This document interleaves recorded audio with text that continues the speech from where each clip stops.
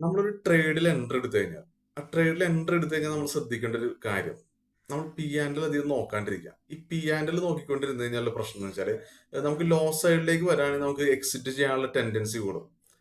മിക്കവരും പാനിക് ആവുന്ന കാണാറുണ്ട്, ലോസ് ഇങ്ങനെയൊക്കെ വരുന്നതാണ്. അതിന് പ്രോഫിറ്റിലേക്ക് വരുമ്പോൾ ചെറിയ പ്രോഫിറ്റ് കാണുമ്പോൾ അവിടെ എക്സിറ്റ് ചെയ്ത് മാറാൻ തോന്നും, ആ പ്രോഫിറ്റ് ബുക്ക് ചെയ്യാൻ തോന്നും. ഇത് ബുക്ക് ചെയ്തതിനു ശേഷം ഒരിക്കലും നമുക്ക് മനസ്സിലാവുന്നത് നമ്മുടെ സൈഡിലേക്ക് മാർക്കറ്റ് മൂവ്മെന്റ് കാണുമ്പോൾ നമുക്കൊരു മിസ്സിങ് ഫീൽ വരും. പിന്നെ നമ്മൾ അടുത്ത ആവശ്യമില്ലാത്ത അനാവശ്യ ട്രേഡുകളിലേക്ക് നമ്മൾ എൻട്രി എടുക്കും. അങ്ങനത്തെ കുറെ നമുക്ക് അനാവശ്യ ട്രേഡുകളിലേക്ക് പോകാൻ ചാൻസ് കൂടുതലാണ്. അപ്പൊ ഇതെല്ലാം അവോയ്ഡ് ചെയ്യാൻ നമുക്കൊരു കാര്യം ചെയ്താൽ മതി. നമ്മൾ പ്രീമിയം ചാർട്ടിനെ നമ്മൾ പി ആൻഡ് എല്ലിനെ മാറ്റിയെടുത്തിട്ട് നമ്മൾ സ്പോട്ട് ചാർട്ടിലേക്ക് വരും. ഈ സ്പോട്ട് ചാർട്ടിൽ വന്നിട്ട് നമ്മൾ നമ്മുടെ എൻട്രി എടുക്കുന്ന പോലെ തന്നെ നമ്മൾ എന്താണ് നിങ്ങൾ സ്റ്റോപ്പ് ലോസ് ട്രെയിൽ ചെയ്യേണ്ട സെറ്റപ്പ്, അത് സ്പോട്ട് ചാർട്ടിൽ നോക്കി ട്രെയിൽ ചെയ്യാം. അത് തന്നെ നിങ്ങൾ എക്സിറ്റ് ചെയ്യേണ്ട സിറ്റുവേഷൻ ഉണ്ടെങ്കിൽ ആ ഡിസിഷന് നിങ്ങൾ സ്പോട്ട് ചാർട്ടിൽ നോക്കിയിട്ട് എടുക്കുക.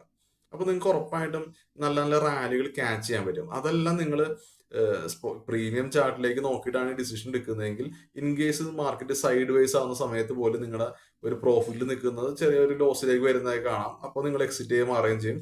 അതിനുശേഷം മാർക്കറ്റ് ടാർഗറ്റിലേക്ക് വരും. അപ്പൊ നിങ്ങൾക്ക് ഇങ്ങനത്തെ സംഭവങ്ങൾ ഇവിടെ സംഭവിക്കാൻ ചാൻസ് കൂടുതലാണ്. അപ്പൊ നിങ്ങൾ സ്പോട്ട് ചാർട്ടിൽ നോക്കിയിട്ട് ട്രേഡ് ചെയ്യാൻ ശ്രമിക്കുക. അതായിരിക്കും ഏറ്റവും ഉചിതം.